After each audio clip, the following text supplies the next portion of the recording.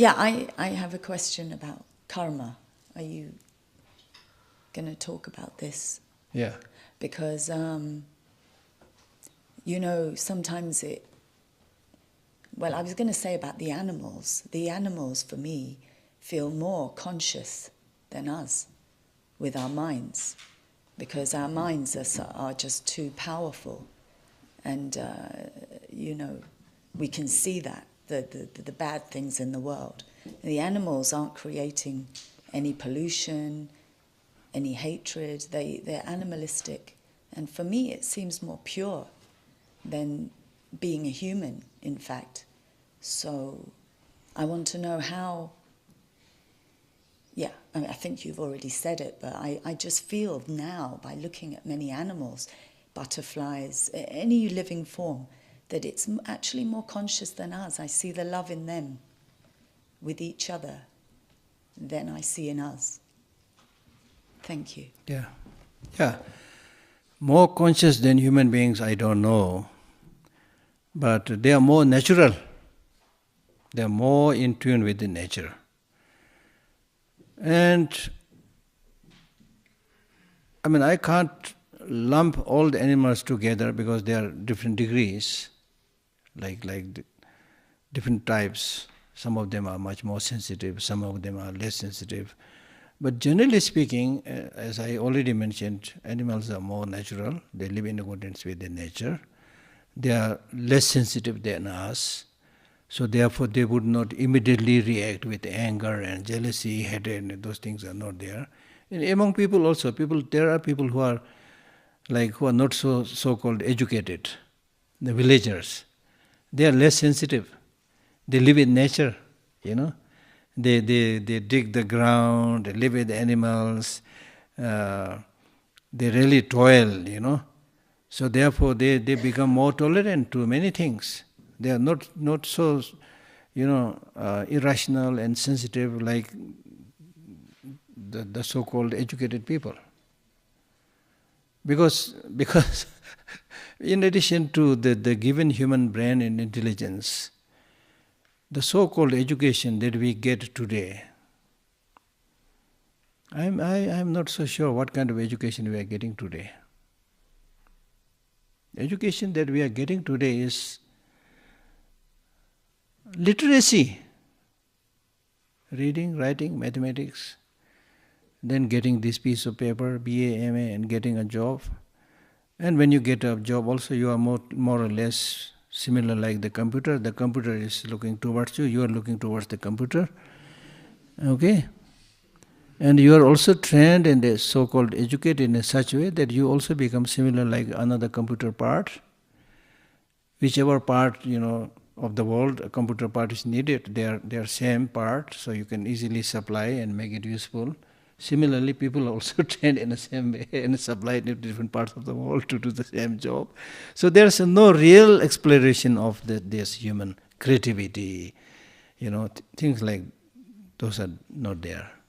So therefore, the reason that we need to reflect on these issues is that the education must be for human flourishing, not just for literacy.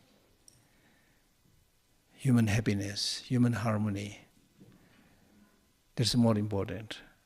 If you go to big cities, people helping each other is, much more among villagers than among rich people.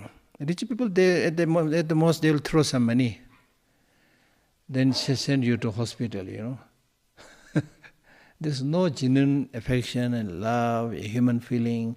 Those things are becoming more and more rare. So in that sense, you're right. Animals are better in that sense.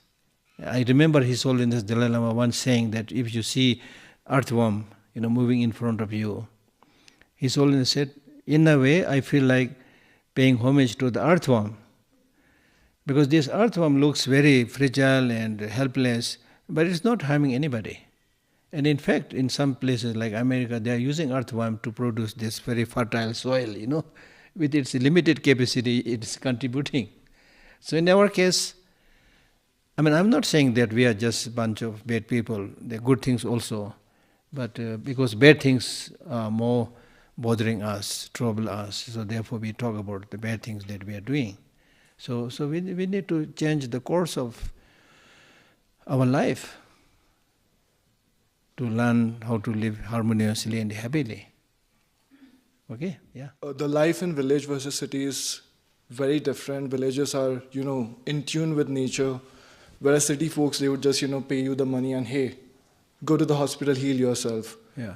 So I guess my question is, how do you practice your sadhana or be mindful in a chaotic city like Delhi? What would be your approach to do that? Because I feel it comes naturally to you when you are in a place like this to do your meditation, but how do you do it when you go back home? Practice, practice, practice. That's the answer. Because in the Buddhist process of practice, we recommend 3 processes of practice: listening, thinking, meditation. Right now you are listening, right? So this should not be the end of the story. After having listened to today's talks and teachings and discussions, now you should again, later on, reflect on it, think about it, because you also have a very smart brain. And then through thinking, if you are able to develop the conviction, yes, what the teacher said sounds true, what the books says sounds true, then you will be able to develop the conviction because you thought about it. It's not just listening, but you thought about it, you scrutinized it, and you are able to confirm that this seems to be true. Then you develop the conviction, yes, this is true. Now even when you have developed the conviction, on the third level what you need to do is, now get habituated with it. Practice, practice, practice. We call it meditation. Meditation means getting completely habituated with the good ways of life, the virtuous practice. Meditation is not sitting in a corner, closing your eye. Meditation is not just temporarily feel-good practice. It is to make your mind completely habituated with the good ways of life, your practices.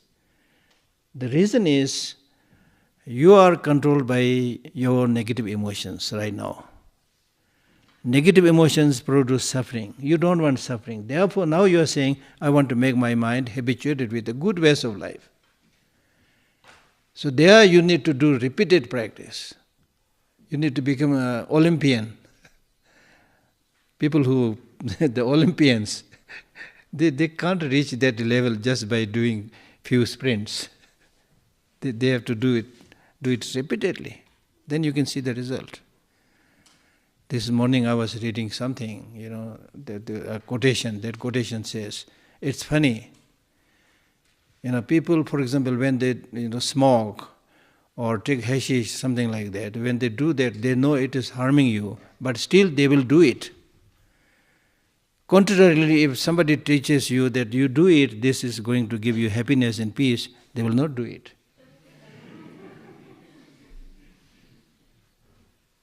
Why? Because we are addicted to the sensual objects. We have this animal instinct in us. So therefore, in order to change that, you need to repeatedly do it. The more and more you see the reason, the more and more you see how destructive, for example, anger is, how destructive attachment is, the more and more you see these negative emotions as real poisons, then you will distance yourself from them. So therefore there is no push-button enlightenment. There is no quick fix solution. Right? Okay, Sheila, I have questions regarding you said who I am. Yeah. So before come here, I was thinking, well, people can label the person. This person is a Chinese, the Tibetan, or this is Buddhist or yoga. Yeah. And then when the Buddhist comes and there's a concept, there's no I. The I is just concept. And then when we say who I am, is like, well, there's no I, and so there's just a concept, so it can be like everything. But eventually, the more it gets, then the question is like, if I want who I really am, what should I do? What should I practice in order to get the fundamental core of this? No, Buddhists never say there's no I. This is misunderstanding. The Buddhists never say you are not there. You are very much there. The Buddhists say I is there, but I that you think is not there.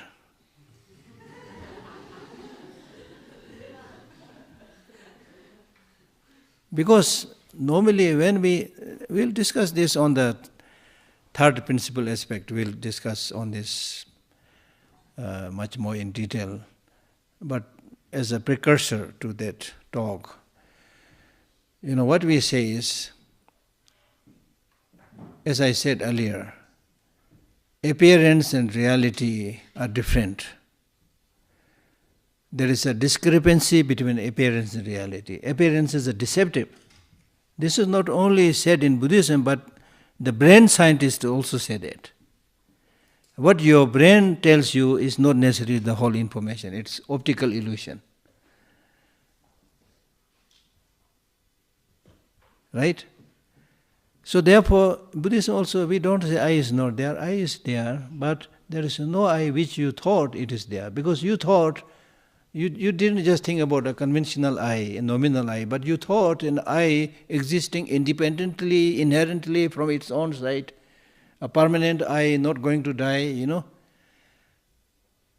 This is what you, in your ordinary unquestioning, life, you tend to see, I'm going to live. Even if you ask this question to an elderly person, say 90 years old, ask this question. Are you going to die? He will say, yes, I'm going to die. Are you going to die today? Maybe not. So tomorrow also he will say the same thing. The next day also he will say the same thing. So that means deep down he is thinking, I'm going to live. I'm permanent, kind of permanent. You see? That's how, innately we, think about things, not only with I, but anything. We tend to see them, something that you fancy, you tend to see them 100% good. When you like somebody, you don't only see that object as good, but you tend to see it as 100% good. Wow! Then the problem is, then you get obsessed with it. You get attachment and get stuck with that. And when you don't like something, you don't only see that thing negative, but you'll see horrible. This is horrible. 100% ugly, 100% negative. I cannot have negotiation, I cannot have dialogue. This enemy is devil personified. So this is exaggeration. So therefore, the middle way is taught in Buddhism. Don't follow nihilism where you say things don't exist, I don't exist. No, I exist, things exist. But if you say things exist independently, exist forever, that's exaggeration, that's another extreme, don't follow it, follow the middle way.